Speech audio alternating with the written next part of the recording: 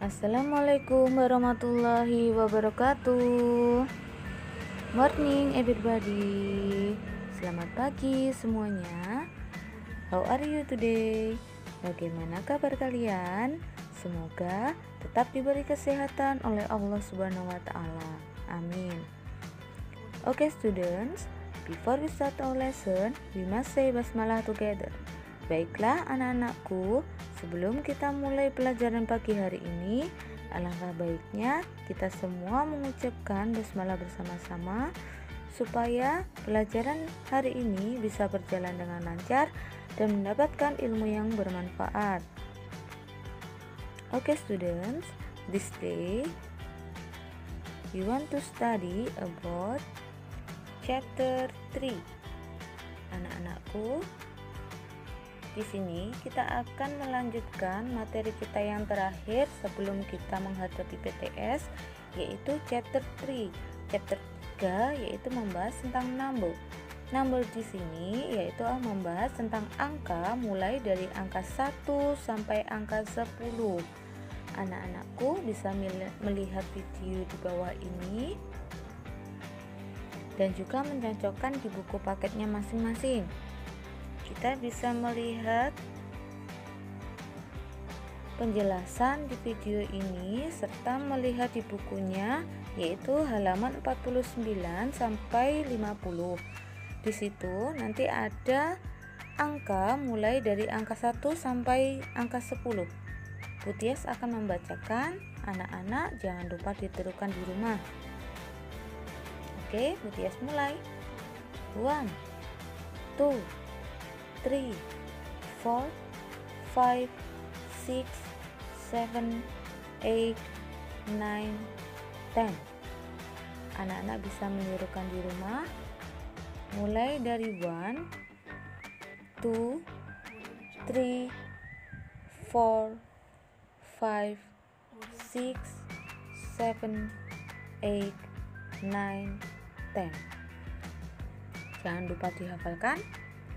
Untuk pembahasan selanjutnya, Putias akan membacakan di sini yaitu perbedaan antara singular and plural. Apakah itu perbedaannya? Kita lihat yaitu yang pertama singular. Singular di sini yaitu menunjukkan benda yang jumlahnya tunggal atau benda yang jumlahnya hanya satu. Sedangkan plural yaitu bendanya jamak. Benda jamak di sini yaitu benda lebih dari satu. Kita lihat di kolom bawahnya, di situ ada penjelasan yang atas yaitu to mention one item. You say, untuk menjelaskan, untuk menyebutkan satu benda bisa mengucapkan yaitu one book, one pencil. Nah, di situ ada keterangan one. One berarti bendanya hanya satu. Kalau bendanya satu, maka ditulis dengan bendanya tanpa ada embel-embel atau tanpa ada imbuhan S di belakangnya. One book, satu buku. One pencil, satu pensil. Nah, itu termasuk contoh singular form, yaitu contoh bentuk-bentuk singular. Yang bawahnya yaitu to mention more than one item. You say. Nah, untuk menyebutkan benda lebih dari satu yaitu bisa mengucapkan two books, three books. Nah, di situ ada keterangan jumlah bendanya yaitu two. Two di situ dua. Books berarti buku, dua buku. Jika jumlahnya dua itu lebih dari satu, maka di belakang kata benda mendapatkan imbuhan S. Three books, jumlah bendanya 3, maka di belakangnya benda itu juga mendapatkan imbuhan S. Pada singular and plural ini anak-anak bisa melihat di halaman 52. Di situ ada penjelasannya, bisa dibaca lagi. Untuk selanjutnya yaitu kita masuk exercise atau tugas. Di sini ada beberapa exercise atau tugas. Anak-anak bisa mengerjakan di buku paketnya masing-masing. Bu Tias akan menjelaskan satu persatu tugas yang harus dikerjakan anak-anakku pada chapter 3 ini. Anak-anak bisa melihat di halaman 50 sampai 51 yang bagian atas. Di situ ada beberapa gambar. Di sampingnya ada tulisan. Di tulisan itu masih belum lengkap. Anak-anakku bisa menjumlahkan benda-bendanya di situ. Setelah dijumlahkan, maka ditulis hasilnya dalam bahasa Inggris. Gambar yang pertama yaitu ada buku. Jumlah buku yaitu ada 4. Kalau ada 4 berarti 4 bahasa Inggrisnya 4 ditulis 4. Buku yaitu book. Jangan lupa kalau bendanya lebih dari 1 maka mendapatkan imbuhan S di belakangnya. Gambar yang kedua yaitu krayon. Anak-anakku bisa menuliskan jumlahnya, jumlah krayonnya berada di tempat yang kosong. Gambar yang ketiga yaitu pen. Bisa dijumlahkan juga. Di situ ada 2 pulpen. Bisa dituliskan dalam bahasa Inggrisnya 2. Lanjut lagi, gambar yang nomor 4 yaitu pencil case. Tempat pensilnya ada 1. Anak-anakku bisa menuliskan di situ angka 1 dalam bahasa Inggris. Gambar yang terakhir yaitu gambar yang nomor 5, ada eraser. Erasernya ada 1, 2, 3, 4, 5, 6, 7. Nah, di situ ada jumlahnya yaitu 7. Anak-anak bisa menuliskan di situ dalam bahasa Inggrisnya. Untuk yang berikutnya di bawahnya di situ ada kolom-kolom. Kolom-kolom di situ ada beberapa angka yang masih kosong. Anak-anakku disuruh melanjutkan angka yang masih kosong di situ sesuai dengan urutannya. Misalkan kolom yang pertama yaitu ada 1, 2, 3, 4, 5 urut. Kolom yang kedua itu mulai dari angka yang tinggi sampai angka yang rendah. 5, 4, 3, 2, 1. Nah, kolom yang masih kosong itu berarti ditempati dengan angka 3. Kolom yang nomor 3 yaitu itu masih mengurutkan juga mulai dari angka 4. 4, 5, 6, 7, 8. Kolom yang masih kosong di situ ditempati dengan angka 6. Begitu juga dengan kolom-kolom yang berikutnya. Silakan diisi sendiri-sendiri sesuai dengan urutan angkanya. Anak-anak bisa mengerjakan ini di halaman 50 sampai 51. Untuk lanjutnya lagi yaitu di halaman berikutnya, anak-anakku bisa melihat di buku paketnya masing-masing halaman 54. Di halaman 54 ini ada beberapa angka dan juga bahasa Inggrisnya. Yang bagian sebelah kirinya di situ anak-anakku bisa menghubungkan angka 1 dengan bahasa Inggrisnya. Angka 1 berarti 1, angka 2 berarti 2. Itu dihubungkan sampai angka yang paling terakhir.